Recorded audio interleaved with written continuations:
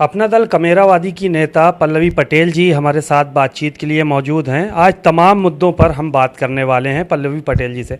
Ma'am, अभी 2 दिन पहले सोनेलाल जी का जन्मदिन था और उसको लेकर एक रैली निकाली और एक प्रदर्शन किया। उसमें हाथों में लोग तख्तियाँ लिए हुए थे और कह रहे थे कि बापू हम शर्मिंदा हैं, तेरे कातिल ज़िंदा हैं। पिताजी का आपके तो एक्सीडेंट हुआ था, ये इस तरह की तख्तियाँ लेकर प्रदर्शन करने का क्या मतलब? देखिए, डॉक्टर सोनेलाल पटेल जी के जिस कार्यक्रम की बात आप कर रहे हैं 17 अक्टूबर, वो उनकी 13वीं पुण्यतिथि थी और उनके जाने के बाद 2009 17 अक्टूबर से हम लोग लगातार ये मांग कर रहे हैं कि डॉक्टर सोनेलाल पटेल उत्तर प्रदेश की राजनीति में एक बहुत बड़ा चेहरा थे।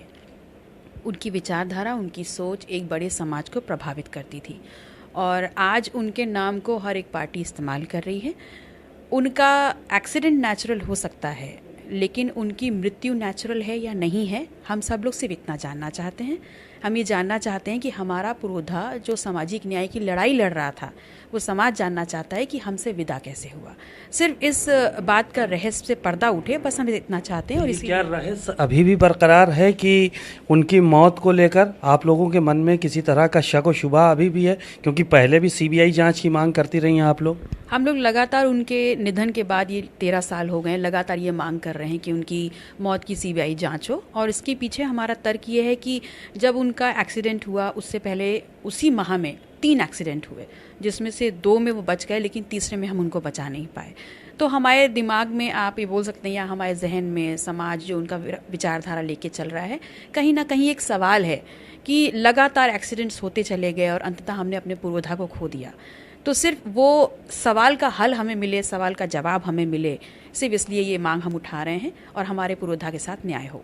तो क्या जो लोग उनकी कुर्सी पे काबिज होना चाहते थे या जो लोग उनके नाम का इस्तेमाल करके आगे बढ़ना चाहते थे, क्या उन पे भी शक है आप लोगों को कहीं किसी तरह का? देखिए, हम ये कह सकते हैं कि डॉक्टर सोनेलाल पटेल उत्तर प्रदेश की राजनीति में एक ऐसी शख्सियत थे जिनके हाँ और ना पे उत्तर प्रदेश की राजनीति बिगड़ती और बनती थी। और ऐसे में एकदम से यकायक उनका जाना एक पूरे बड़े समाज, एक संगठन, एक आंदोलन को अधूरे अंजाम तक पहुंचाए हुए छूट गया। तो हम सिर्फ इतना चाहते हैं कि सरकारें आती रहेंगी, बदलती रहेंगी, लेकिन हमारे पुरोधा और इस सामाजिक न्याय के आंदोलन को न्याय मिले, सिर्फ इसकी लड़ाई हम लड़ रहे हैं। आप लोगों के बीच में परिवार में बड़ी चर्चाएं रहती हैं, आम जनमानस में भी इस बात की चर्चा है कि आपके बहन के बीच में नहीं बनी, आपके बहनोई के बीच में नहीं बनी और तमाम बातें उभर कर सामने आईं। तो कहीं उस तरफ इशारा तो नहीं है आपका कि उन लोगों ने या किसी तरह का इस तरह का षड्यंत्र रचा हो या कोई बात? देखिए, विचारधारा हमारी मैच नहीं करती, हम एक दूसरे के साथ खड़े नहीं हो सकते, वो बात अलग है। लेकिन हमारे पिताजी या सामाजिक न्याय के पुरोधा एक बड़े समाज का प्रतिनिधित्व करते थे और उस नाते क्योंकि उनकी विचारधारा को ले करके हम चल रहे हैं, तो सबसे पहले ये हमारी जिम्मेदारी बनती है कि उनकी मौत कैसे हुई, इस रहस्य से पर्दा उठाएं और फिर आगे जाके समाज में जो भी उनके सवाल हैं, जो भी दिमाग में संशय है, उसका समाधान उनको दें। माता जी भी मांग करती रही हैं, उनके दिमाग में भी संशय है, लेकिन कभी जो है वो आपकी जैसे बहन है या बहनोई हैं, दोनों मंत्री हैं, केंद्र में मंत्री हैं, एक राज्य में मंत्री हैं, तो इन लोगों से कभी सवाल आप लोगों ने नहीं खड़े किए? देखिए, मेरा सवाल किसी से भी नहीं है, मेरा सवाल ये अपने आप से है और हम लोग अपनी नैतिक जिम्मेदारी समझते हैं कि अगर हम उनकी विचारधारा को लेकर चल रहे हैं और उनके आंदोलन को आगे बढ़ाना चाहते हैं, तो सबसे पहले अपने नेता के साथ न्याय कराना हमारा कर्तव्य है और उसकी लड़ाई हम लड़ रहे हैं। किसी से बात हुई इस संबंध में कि इसकी जो है वो सीबीआई जांच 13 साल बाद होनी चाहिए? पुण्यतिथि के मौके पे प्रदर्शन तो हर बार आप लोग करते हैं कि आपके कातिल ज़िंदा हैं, बापू हम शर्मिंदा हैं, इस तरह के स्लोगन के साथ, लेकिन क्या किसी से बात हो रही है इस तरह की कि सीबीआई जांच तक पहुंचा जा सके, परत जो है वो खुल सके कि कौन लोग, अगर ये एक्सीडेंट नहीं था, उनकी मौत जो है वो किसी तरह की हत्या थी, तो उस पर जो है वो जांच हो सके? देखिए, ये 2022 में हमें ऐसा मौका मिला है कि जनता के सहयोग से, आप सब लोग के सहयोग से हमें सदन में जाने का मौका मिला है। अभी तक डॉक्टर सोनेलाल पटेल की मौत किस कारण हुई, इसकी बात, इसकी मांग हम सड़कों पर उठाते रहे हैं और अपना दल की पहचान रही है कि हर लड़ाई सड़क से सदन तक हरी है हमने। तो इस बार जब मौका मिला है सदन में जाने का, निश्चित तौर पर ये बात हम सदन में भी उठाएंगे और बहुत ही विश्वास के साथ कह सकती हूँ कि सरकारें आएंगी जाएंगी, लेकिन हमारे पुरोधा को न्याय ज़रूर मिलेगा।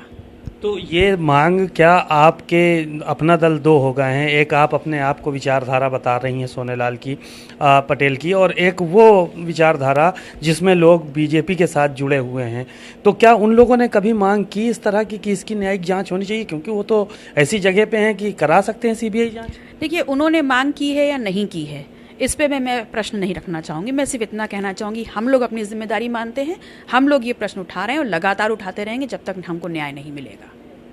यानी कि किसी से कोई गिला शिकवा नहीं है, सिर्फ आप अपनी बात रखिए। हम अपनी बात रख रहे हैं और हमें इसका जवाब चाहिए, और अपने समाज जिसकी राजनीति हमारे डॉक्टर सोनेलाल पटेल जी करते रहे हैं, जिस समाज के उद्धार के लिए उन्होंने काम किया है, वो समाज जानना चाहता है कि हमारे पूर्वधाम से विदा कैसे हुए।